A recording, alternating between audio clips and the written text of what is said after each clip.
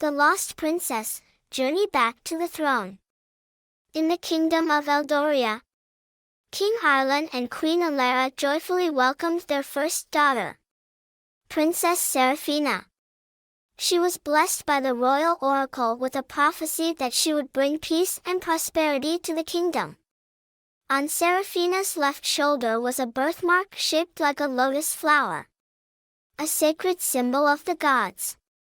But on that joyous night, darkness descended. Athena, a sorceress and the royal family's sworn enemy, appeared and kidnapped the princess, leaving behind a chilling curse. Athena, the child will grow up in darkness, unaware of who she truly is. You may search, but greed and deceit will forever conceal the truth. Seraphina vanished, leaving the kingdom in despair. King Arlan vowed to find his daughter, no matter the cost. Far from the palace, in a small village, Seraphina, now called Lila, was found and adopted by a kind-hearted farming family. She grew up with compassion and a deep longing to understand herself, unaware that her destiny would one day change the fate of an entire kingdom. In a humble village, a poor farming couple discovered Lila by a stream. They named her Lila, showered her with love, and raised her as their own daughter. Despite being surrounded by affection, Lila always felt different. Lila, looking at the lotus birthmark on her shoulder, "Mother, why do I have this mark? I'm not like anyone else in the village." Adoptive mother, gently, "You are a gift from the gods. One day, you will understand its true meaning."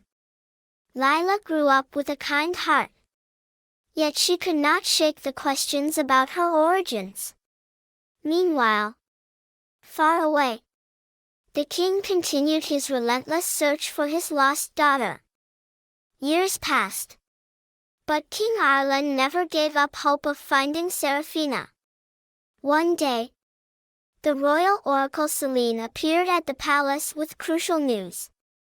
"Oracle, Your Majesty, Princess Seraphina is alive.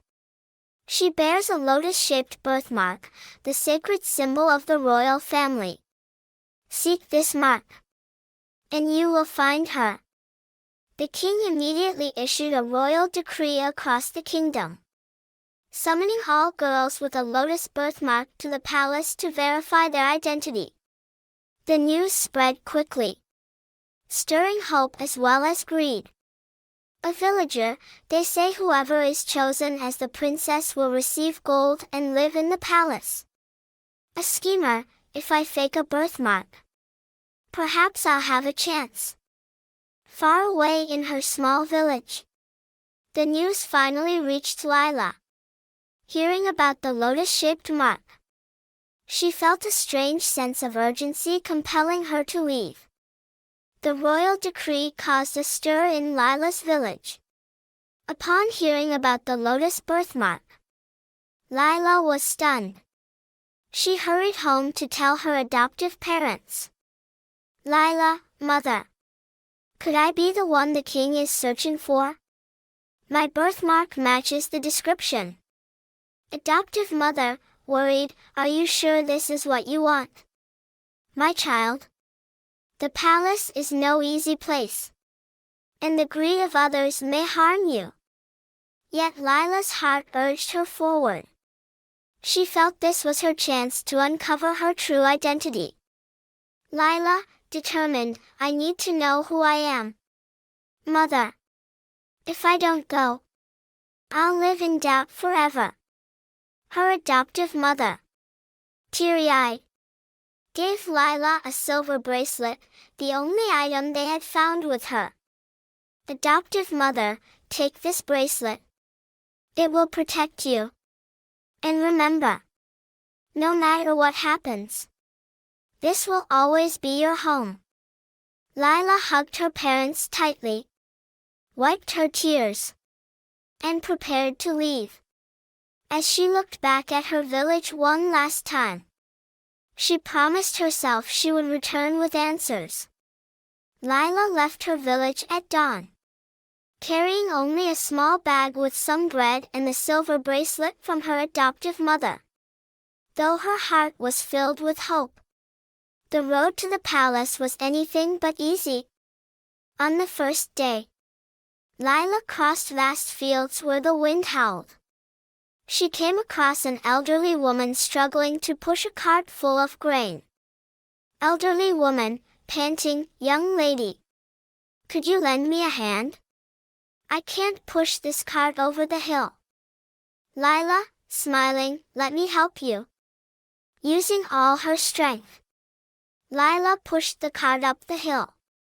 When they reached the top, the elderly woman gratefully handed her a red apple. Elderly woman, thank you. My dear, keep this apple, it will help you when you need it most. Lila thanked her and continued her journey. On the second day, while walking through a forest, Lila encountered a group of rough-looking strangers with greedy eyes. A thief, hand over that silver bracelet. Girl, it's far too valuable for someone like you. Lila, stepping back firmly, this bracelet is my mother's gift. You have no right to take it. As one thief lunged at her, Lila quickly threw the red apple at his face, stunning him. She seized the moment to escape deeper into the forest, finding a safe hiding spot. That night, Lila sat by a stream, feeling heavy-hearted. She gazed at the silver bracelet, recalling her mother's words. Lila, thinking, I must continue. This journey is not just about finding the truth, but also proving who I am. She fell asleep by the stream, the moonlight illuminating her determined face. After days of hardship, Lila finally arrived at Eldoria Palace. She was awestruck by the grand castle and the crowd of hundreds of girls gathered to participate in the trials. Each claimed to be the lost princess, creating an atmosphere of tension and rivalry. Royal Guard, do you have a lotus-shaped birthmark? Lila, nodding, yes. On my left shoulder. The guard led her into a grand hall, where King Arlan stood before the gathered girls. He announced, King Arlan, to prove you are the true princess, you must pass a series of trials. Only kindness, wisdom, and courage will lead me to my daughter. Surrounded by envious and scheming eyes, Lila silently vowed to do her best to uncover the truth. The trials were set to begin the following day. The first trial began the next morning. King Arlan explained. King Arlan, the first trial will test your wisdom. You must answer questions about Eldoria's history and royal traditions.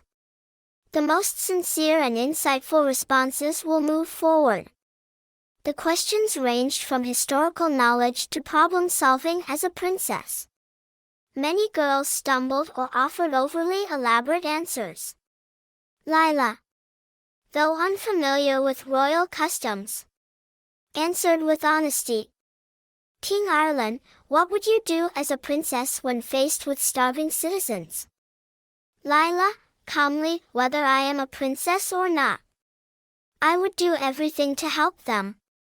Because that is what anyone should do. Her simple yet heartfelt answer caught the king's attention, while others began to harbor resentment toward her. The second trial began in the palace gardens the next morning.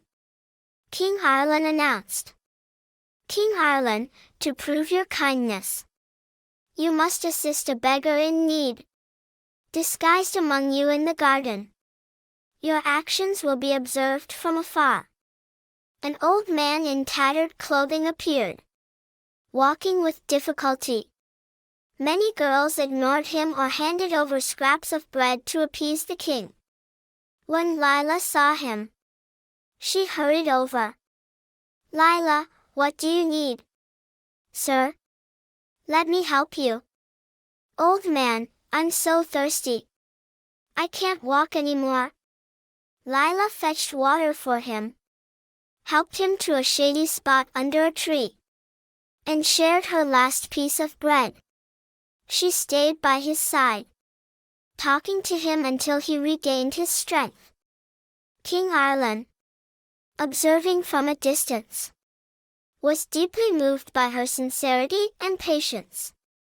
He noticed that many other girls only acted to impress, while Lila's kindness was genuine. As Lila gained recognition for her actions, jealousy among the other girls grew. Fearing she would succeed, a few conspired to remove her from the competition. One girl, whispering, "That country girl keeps passing every trial. If she continues, we won't stand a chance."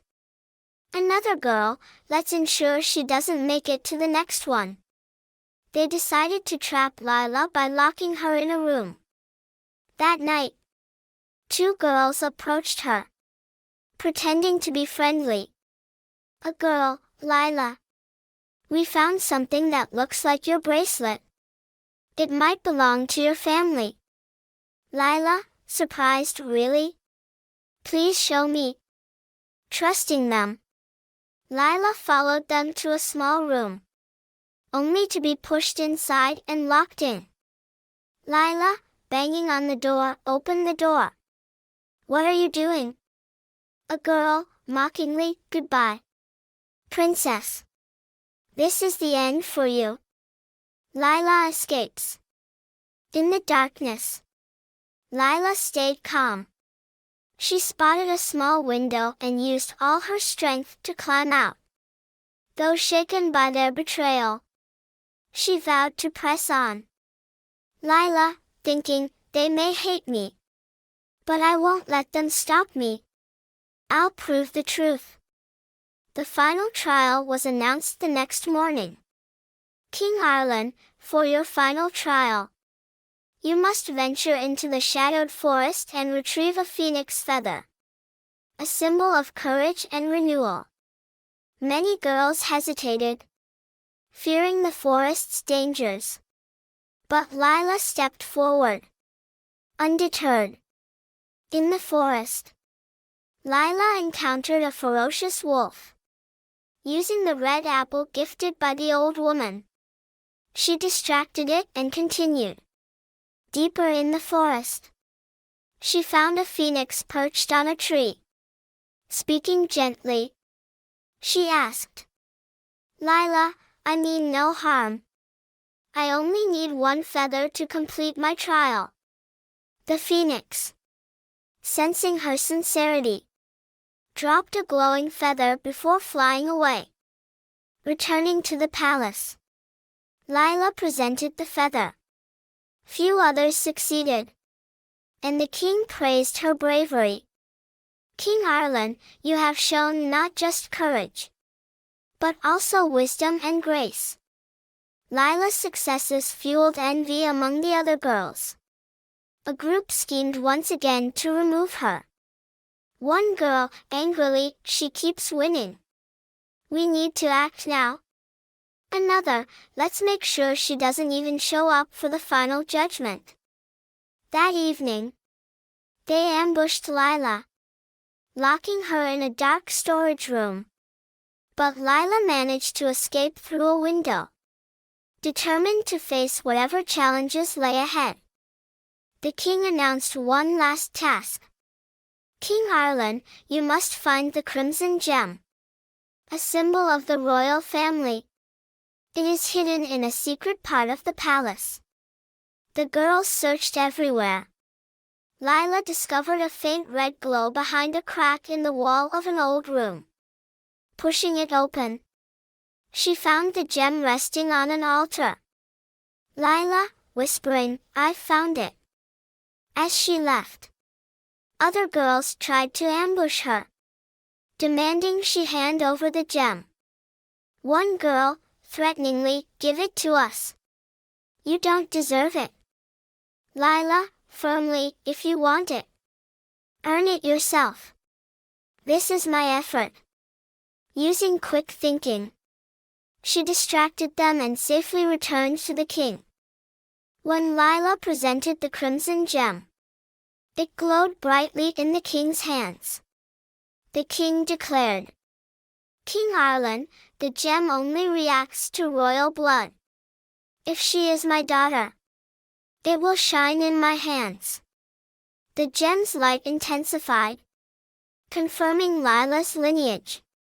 The king noticed the lotus birthmark on her shoulder and, with tears in his eyes, approached her. "King Arlan," softly, "Seraphina, my daughter. I've searched for you for so many years." Lila, overwhelmed, asked, "Lila, am I truly your daughter? Why was I lost?" The king explained Althena's curse and vowed to protect her forever. The king called for all the girls who had falsely claimed to be the princess. Some apologized, while others remained defiant. King Arlan, sternly, "Those who acted out of greed will face consequences. The truth belongs only to the worthy." The conspirators who plotted against Lila were banished. The king ensured justice was served, earning respect from all. Lila requested permission to thank her adoptive parents. "Lila, without their love and care, I wouldn't be here today." The king honored them with rewards and welcomed them to the palace, where they could live comfortably. A grand celebration marked Lila's return as Princess Seraphina. In the royal hall, dressed in a gown adorned with lotus motifs, she stood beside her father as he declared, "King Arlan, today, I am proud to announce that Princess Seraphina has returned. She will lead Eldoria with wisdom and compassion." The crowd erupted in cheers. Lila bowed, promising, "Lila, I will honor the sacrifices made for me and strive to be a princess worthy of your trust." Lila embraced her new role, dedicating herself to helping the kingdom. Her adoptive parents were invited to live in the palace, proud to see the girl they raised become a beacon of hope. Under Princess Seraphina's leadership, Eldoria entered an era of peace and prosperity, fulfilling the prophecy foretold on the day of her birth.